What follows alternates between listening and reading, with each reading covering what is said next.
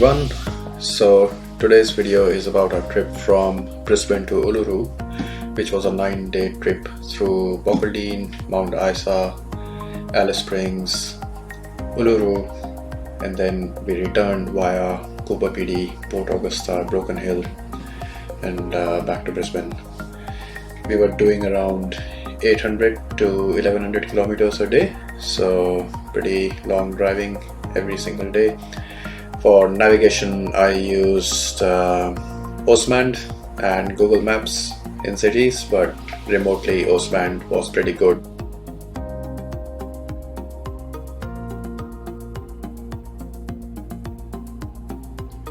On day one, we reached Bockaldine and saw this amazing place of attraction known as the Tree of Knowledge. In 1891, this site witnessed a massive workers' strike with 3,000 workers marching with Eureka flag to put forward their protests against poor working conditions and low wages. It is the founding site of a political movement we now know as the Australian Labor Party.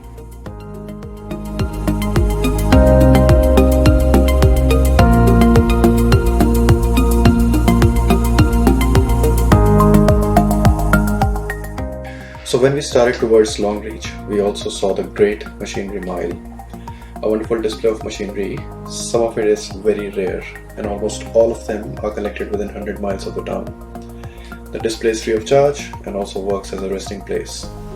I'd suggest you keep at least 2 hours in your itinerary if you're planning to walk the entire mile.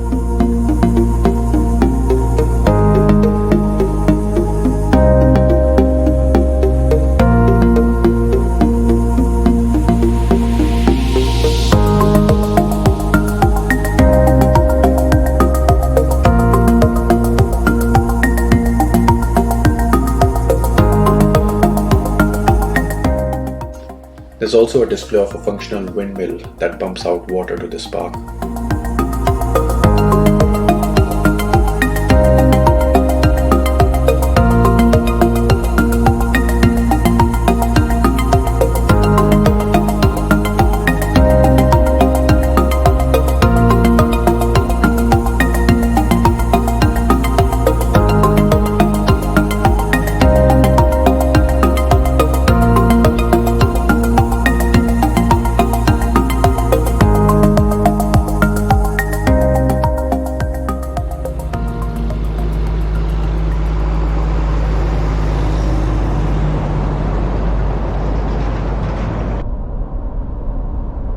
And then we arrived at Longreach, and right at the entrance of the town is located the QANTAS Founders Museum. We didn't see the museum due to time restrictions, but I'd highly recommend this to everyone. Just a quick trivia: QANTAS stands for Queensland and Northern Territory Aerial Service. As you enter through the parking, you'll see this massive Boeing 747 right in front of you, which is an amazing sight. We just stood next to it and took pictures. But I think if you do the tour, then you can access the cockpit and additional areas of the plane that you can't access with any other basic airline ticket.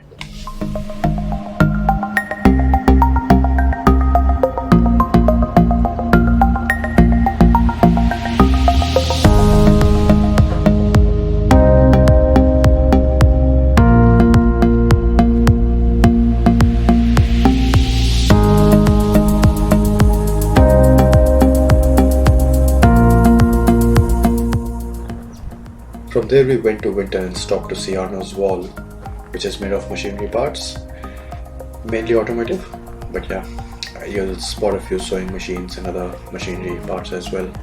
It's a pretty interesting place to see.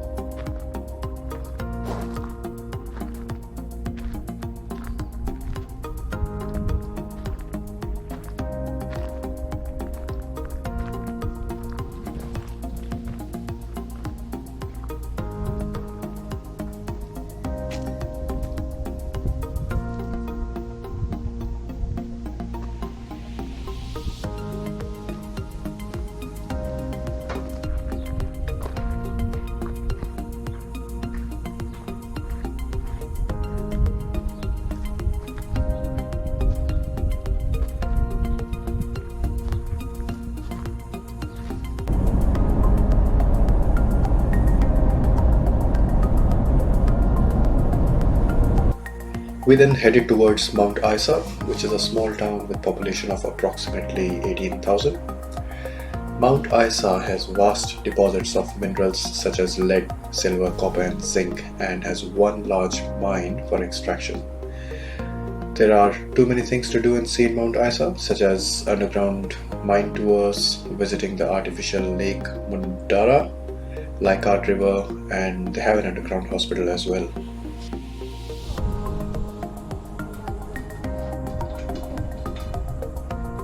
We stayed for a night in Mount Isa and then started towards Alice Springs the next day, which was a long drive because we went through Tennant Creek and not through Plenty Highway. And I won't suggest Plenty Highway to anyone who hasn't got a four-wheel drive. So even though Google suggests to go through Plenty Highway, please don't do that. And also monitor your temps on Stewart Highway because the highway is around 130 kilometers per hour. And your transmission temps can go up if you're running diesel engines. So if you have an OBD adapter, make sure you monitor your transmission and coolant temperatures regularly. After driving for around 750 kilometers from Mount Isa, we reached Devil's Marbles, which was registered as a sacred site in 1982. A short access road leads directly into the boulder fields from the Stewart Highway. In 2011, the site was officially handed over back to the traditional owners due to its cultural significance. Visitor access is free of charge, and with a proper shed, it also works as a resting place. The Devil's Marbles are large boulders that are formed mostly with underground materials such as granite and quartz. You can see this image and pause if you would like to read more about the rock formation. But the natural processes of weathering and erosion have created various shapes of the boulders. Some of the boulders are naturally balanced on top of each another on larger rock formations, while others have been split cleanly down the middle by natural forces. The boulders are situated in a wide and shallow desert valley and are found in scattered groups, mainly in the western side of the reserve.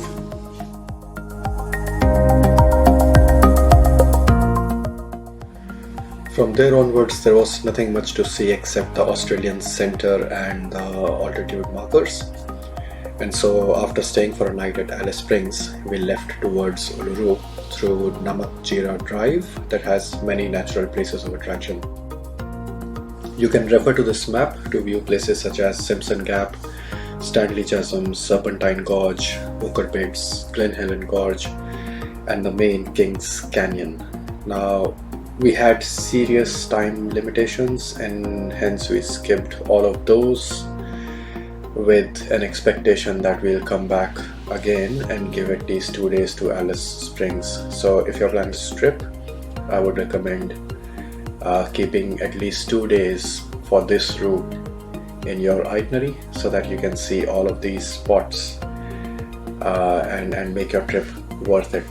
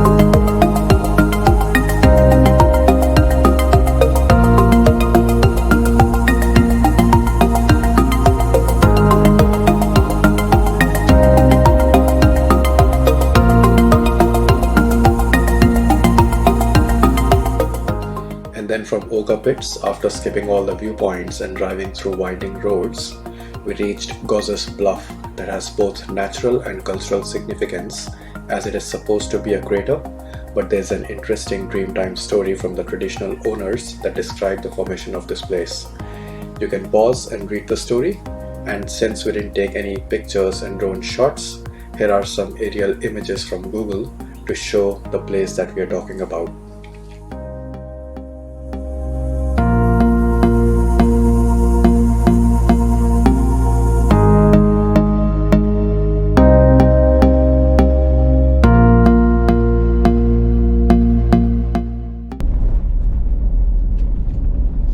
From Gozes Bluff, we started towards Kings Canyon through the Merini Loop, which is an unsealed road. We found it alright during this time, but if it's raining, then I would not recommend this route, as you'll have to go through creek crossings that are up to 2 meters deep. And since the road was completely corrugated, we had to reduce tire pressures to 30 psi. So if you're not carrying your air compressor, do not go through this route.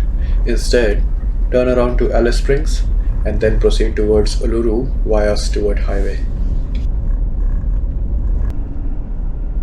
This is Merini Loop, which requires a permit to access, and it's just before we enter Kings Canyon that has a few walks to do. Give yourself 1 full day if you're planning to do the walks, as there are minimum 2 hours each.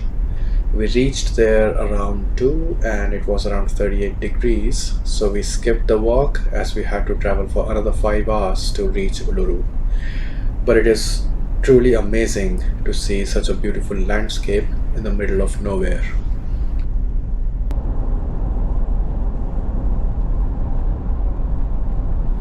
So finally we reached Uluru, and this video was shot from the Tjuta road in Tjuta National Park, and you can see Uluru right there in front of your screen.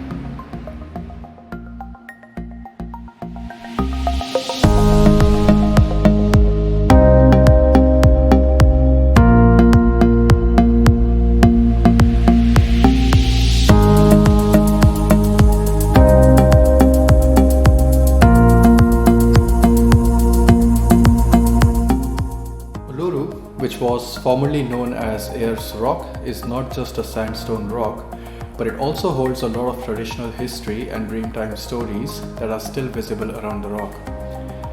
The stories are passed from generation to generation, and I'll show some of the stories on screen so that you can pause and read. But this place is absolutely majestic, and you have to be in person to truly take this experience. Also, some sections around Uluru do not allow photography due to certain reasons, and hence you can only see them when you visit the place in person.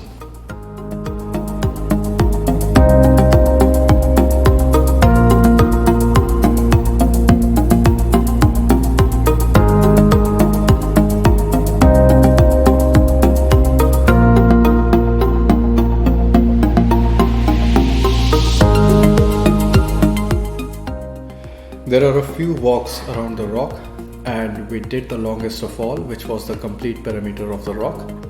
It took us a little less than 3 hours for the 10 kilometers walk. Now, Uluru climb is permanently banned. For anyone planning to walk around the perimeter, which is a 10 kilometer walk, our recommendation is to start as early as possible, as there is no shade and it gets really hot during the day as well. So carry plenty of water, and there are no toilets on the walking track, but there's one in the parking area though, so be careful and be mindful of that. We saw some people using push bikes, and we think battery scooters would be a good option as well, but make sure you ring the Parks and Wildlife and double check. And I forgot to mention about the flora, which consists of rare plants which we noticed during our walk, but only read about after our trip, so unfortunately we don't have any footage of any of those.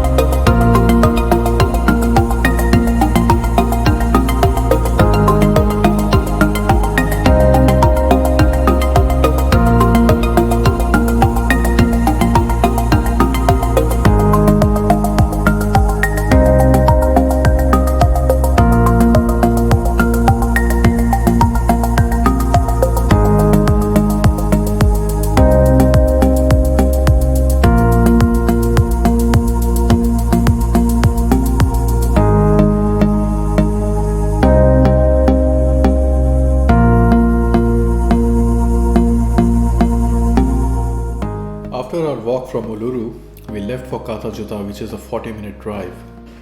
Tjuta is a group of large rock formations formed by thrust-lifted rocks.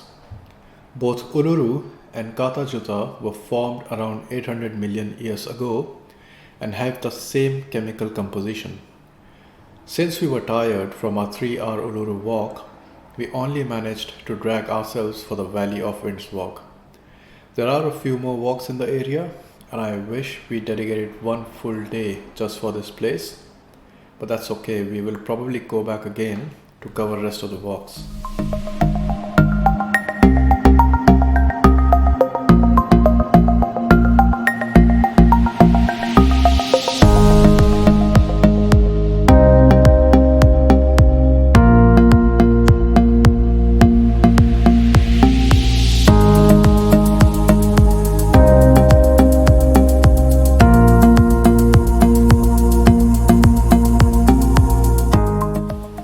Then the next day we started for Kuba Pidi, which is the opal capital of world because of the quantity of opals that are mined here.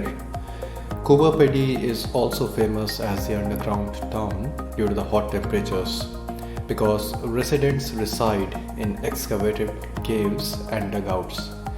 We only stayed overnight and then returned back to Brisbane. And that's the end of our trip. Now, as usual, feel free to ask any questions and provide feedback in the comment section below, and I promise I will answer every single comment. Thanks a lot for watching, and I'll see you again.